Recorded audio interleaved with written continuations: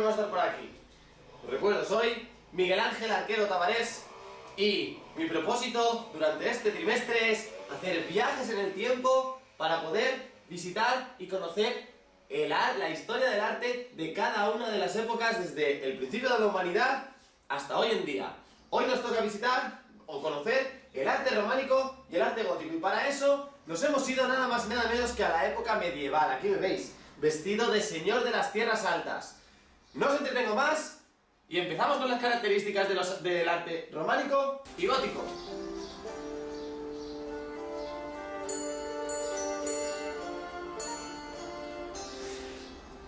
Como siempre, empezaremos con 4 pinceladas rápido para nombrar las características principales de la época románica y gótica y cómo influenció estas características de la época en su arte. Empezando por el románico. Vemos que empezó a partir del siglo XI. Es el primer estilo internacional ya que se expandió por todo el continente europeo. Es continuador de las tradiciones romanas, por eso también debido a su nombre románico.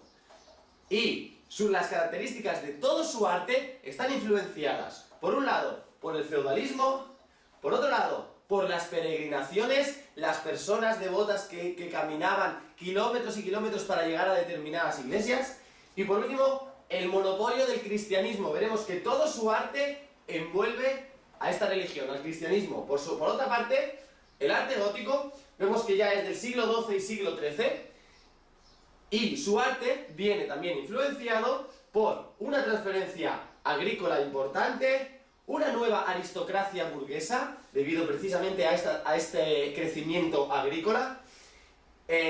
También se debió a la expansión de las ciudades se fueron expandiendo poco a poco, y esto conllevó todo esto a llevar a un arte más refinado y realista. Pasamos ahora a ver la arquitectura románica y gótica. Veamos qué podemos decir de la arquitectura románica. Por un lado, como hemos dicho antes, se trata de una arquitectura básicamente religiosa, influenciada por el cristianismo. Por eso los principales monumentos son, por un lado, la iglesia y por otro lado el monasterio. No obstante, también construyeron construcciones militares de protección, fortalezas, castillos. Claro ejemplo es el castillo fortaleza de los Mendoza, en la misma comunidad de Madrid. ¿Veis? Torres increíbles, muros fuertes y rudos para proteger a la gente que vivía dentro. ¿Qué objetivos perseguían? Pues por un lado, perpetuabilidad, durar el máximo de tiempo posible, tener vida el máximo de tiempo posible, y por otro lado, magnificencia seguida por una majestuosa monumentalidad. Claro ejemplo, el monasterio de Ripoll, en Cataluña. Es un monumento increíble, magnífico, y que hoy en día todavía podemos disfrutar de él gracias a su perpetuabilidad. Seguimos con la arquitectura románica. Ahora vemos un poquito más las características de este tipo de arquitectura. Vemos que dan una importancia relevante al muro. ¿Por qué? Porque es el sostén principal de la iglesia. Tienen que hacer muros realmente gruesos para mantener el peso de la iglesia y que se mantenga erguida. Por eso se trata de una doble pared.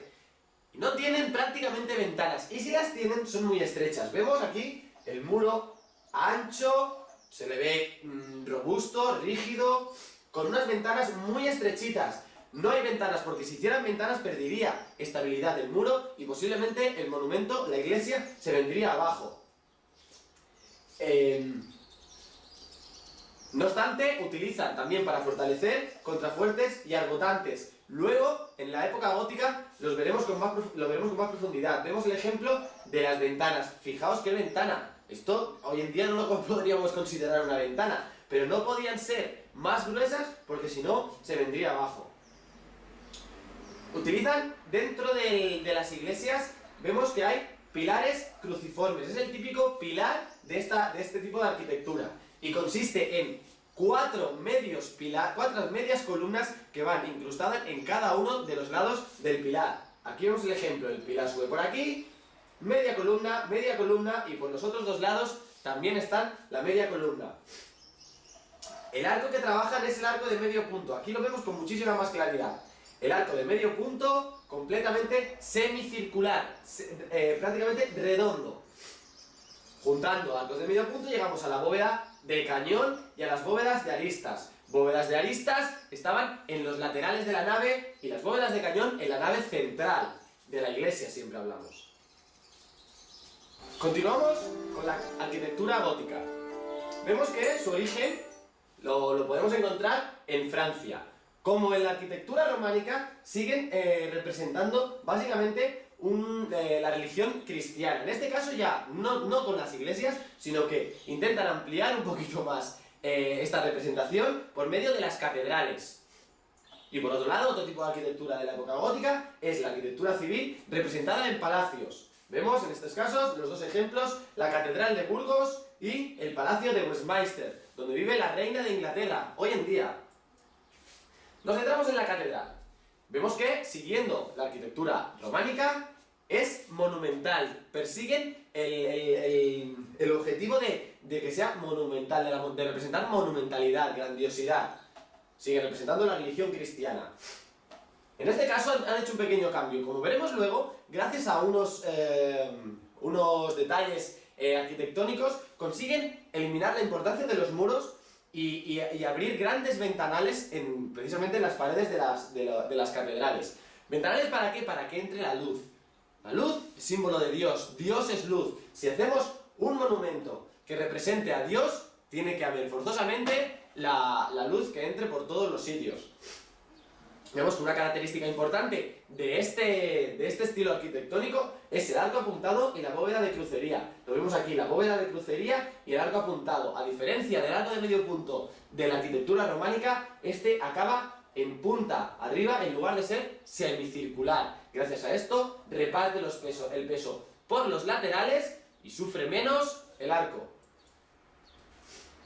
¿Cómo eliminaron los muros? Utilizando básicamente dos, herramientas arquitectónicas, que son los arbotantes y los contrafuertes. Se trata de, podríamos decir, columnas exteriores a la catedral, que son los contrafuertes, que mediante los arbotantes, que es la pared que va a unir, o sea, el enlace que une el contrafuerte al muro de la catedral, hacen que ésta se mantenga erguida, rígida. Si no tuviéramos esto aquí, seguramente que la catedral se vendría abajo. Gracias a los contrafuertes y los arbotantes, eliminaron los muros. Menos mal. También hay que tener en cuenta la decoración que existe en la arquitectura gótica. Por un lado, los pináculos, que son dentro de la torre que se eleva en la misma catedral. Existen unas decoraciones en la misma torre que se llaman pináculos. Por otro lado, las gárgolas, conocidas por todos. Estos seres de piedra que a veces dan un poquito de miedo, tenían una función muy importante en la mayoría de los casos, que es evacuar el agua que se quedaba en el interior de las catedrales. Y por otro lado, los doseletes, en este caso ya escultura así pura y dura, bueno, igual que las gárgolas, representada en los muros de las catedrales. Veamos ahora la escultura románica. Presenta unas características bastante importantes que nos hablan mucho del arte románico. Por un lado, deforman la realidad. Vemos en la escultura que tenemos en el ejemplo, donde tanto la deformación de la realidad, las formas desproporcionadas, mirad qué cabeza en comparación con el resto del cuerpo, está totalmente desproporcionada, con figuras esquematizadas, demasiado rígidas, demasiado inexpresivas. Todo ello en conjunto representa una imagen irreal, o más que irreal, una visión que no representaba la realidad que podía ver el ser humano. Pero por su parte, la escultura románica, de hecho, tuvo una especial aportación, pero dentro de la arquitectura, ¿de acuerdo? Pero siempre como elemento complementario. No era lo más importante la escultura dentro de la obra arquitectónica, sino que la ayudaba a mantener su majestuosidad y su belleza. Porque ya vemos que toda la escultura que formó parte como elemento arquitectónico presenta las siguientes características. Por un lado, rigidez. Por otro lado, ausencia de movimiento, no representa ningún tipo de movimiento. Por otro lado, frontalidad. Y por último, simbolismo. Claro ejemplo, vemos la escultura donde están los 5 santos, donde están completamente rígidos, no representan siempre frontales, no representan nada no representan expresividad, ya que están en completa ausencia de movimiento. Por otro lado, la escultura gótica, vemos que hay un exagerado ya cambio en el tratamiento gestual, en el tratamiento expresivo de la escultura. Vemos aquí el ejemplo de la arquitectura románica y aquí ya vemos la arquitectura gótica. Hay una familiaridad, una situación un poquito más real, más humana que representa la escultura. Se generaliza el tema mariano. Veremos en todos los ejemplos de escultura gótica donde María, la Virgen María, siempre está presente en este tipo de escultura. No obstante, vemos otros tipos. Otras características es que ya, lo que hemos dicho antes, se centran mucho más en el naturalismo que representa, que quiere dar a entender la escultura, y por otro lado ya intentan ser mucho más proporcionados en la escultura en general. Vemos que incluso perspectiva, vemos aquí la gente que se supone que está detrás de la imagen principal de la escultura. Pasemos ahora a ver la pintura románica y gótica. La pintura románica presenta unas características bastante importantes que representan mucho el arte precisamente románico. Por un lado, las encontramos básicamente y sobre todo en los muros de las iglesias. Precisamente para decorar las zonas sagradas. Por lo tanto, tienen un carácter muy religioso, marcadamente religioso. No obstante, seguimos con lo que veíamos en el caso de la escultura. Presentan una visión antinaturalista de la realidad. Vemos el tipo de figuras que están muy esquematizadas, gestoformas de los dibujos antinaturales, que no representan naturalidad precisamente. No obstante, quieren representar algo, quieren narrar una historia, algo que les interese narrar. En este caso, explicar las Sagradas Escrituras. Por eso tienen una intención marcadamente divulgativa. La principal representación de la pintura románica que nos han dejado se trata del Pantocrator. Aquí vamos a ver, gracias a esta pintura, las principales características de la pintura románica. Por un lado vemos el perfilado grueso para resaltar la figura y el perfil del dibujo, ¿de acuerdo? Forma esquematizada, ahí lo vemos, está clavado en una forma bastante rígida que representa eso, precisamente una forma esquematizada. Simplicidad en los detalles, no se elaboran demasiado lo que son las figuras y los colores, etc. No tienen ningún tipo de perspectiva, están en un simple plano.